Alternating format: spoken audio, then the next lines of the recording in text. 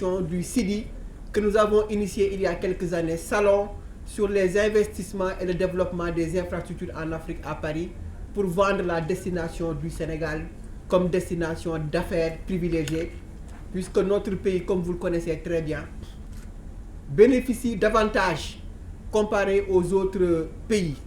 Nous avons une démocratie, nous avons une économie stable, nous avons des hommes politiques assez responsables, un secteur privé dynamique. Je considère que nous devons davantage accompagner notre pays à accueillir plus d'investissements étrangers.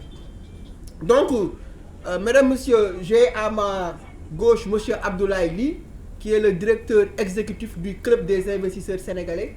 Je pense qu'on ne devrait plus présenter le Club des investisseurs sénégalais. C'est le club qui regorge véritablement les acteurs principaux du secteur privé.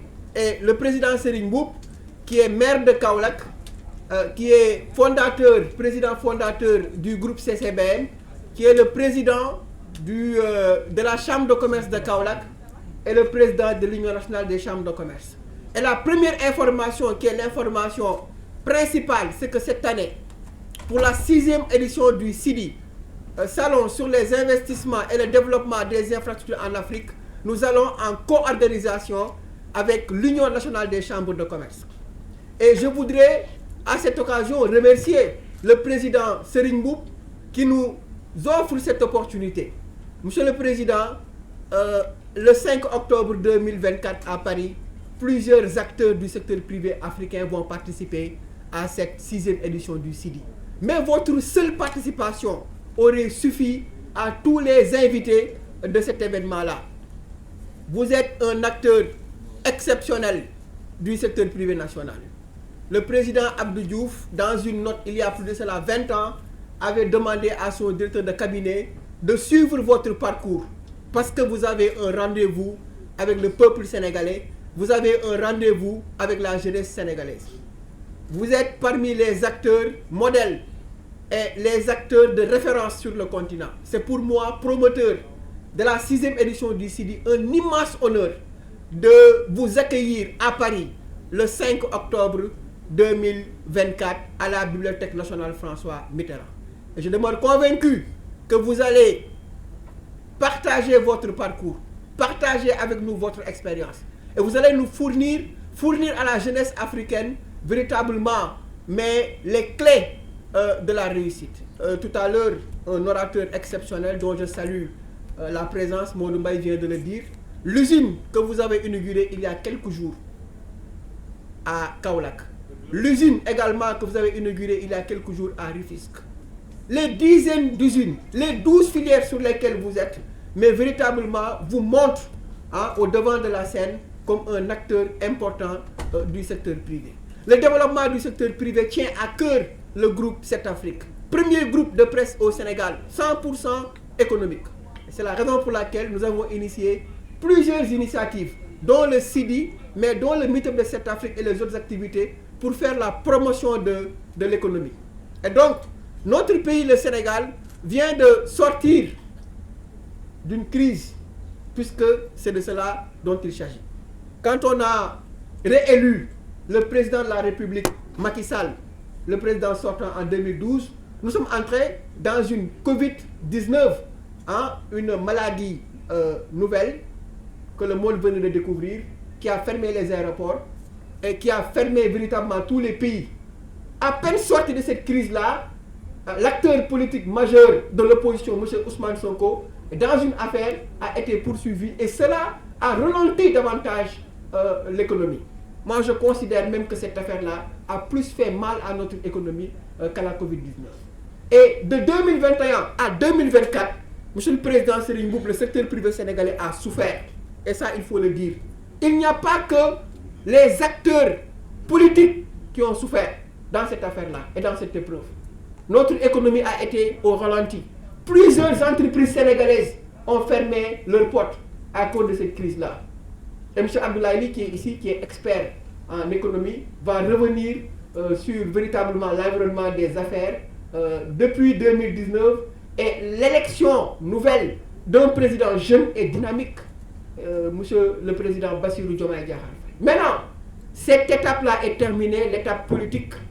il est important, mais très important qu'on parle d'économie. Et j'ai l'habitude de le dire, Monsieur le Président, un pays ne se développe que lorsque le débat économique est plus passionnant que le débat politique. Un pays ne peut pas se concentrer que sur la politique. Bien, le président Serigne Mboup, qui est le parrain même de notre 6e édition du CIDI, est un acteur politique, maire de Kaolack. Mais c'est également un brillant acteur économique. Donc, Monsieur le Président, nous avons choisi pour montrer à la jeunesse africaine, à la jeunesse du Sénégal, qu'on peut être acteur politique, mais être un modèle et une référence pour son pays. Qu'on peut être acteur politique, mais créer des industries, participer au développement de l'économie de son pays. Donc, c'est tout le sens, c'est toute la pertinence de cette 6e édition-là du Salon sur les investissements et le développement des infrastructures en Afrique. C'est pour moi le lieu d'appeler tous les membres du secteur privé sénégalais. C'est un événement international, ce n'est pas un événement qui concerne que le Sénégal. Il y a quelques jours, j'étais à Abidjan, à Cotonou, à Douala. Je vais continuer à faire le tour avec le réseau des chambres de commerce, le réseau de l'Union nationale des chambres de commerce d'Afrique de l'Ouest, pour mobiliser tous les membres du secteur privé africain, pour qu'on essaie de débattre sur le doing business, sur les risques pays, sur les facteurs économiques, sur la destination de notre continent. L'Afrique est l'avenir du monde, je dirais même le présent du monde, puisque dans 25 ans, devant l'Inde et devant la Chine, nous serons le continent le plus peuplé.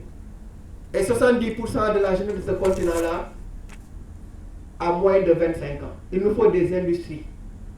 Il faut qu'on développe davantage notre croissance. D'ici 25 ans, le Nigeria aura la même taille de la population que les États-Unis. Ils auront 500 millions de personnes. D'ici 25 ans, l'Afrique aura 2,5 milliards de personnes.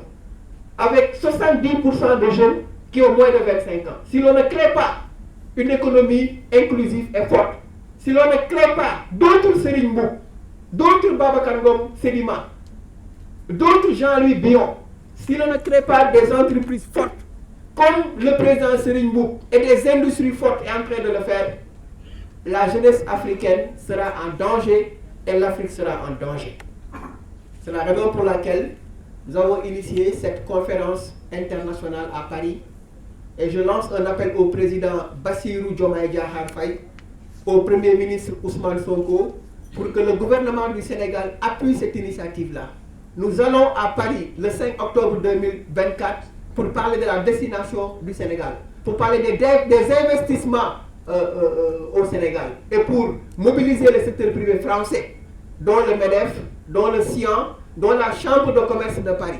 Monsieur le Président, voici véritablement, j'avais prévu de faire un discours, mais j'ai pu quand même improviser pour revenir sur le contexte du CIDI, Salon sur les investissements et le développement des infrastructures à Paris.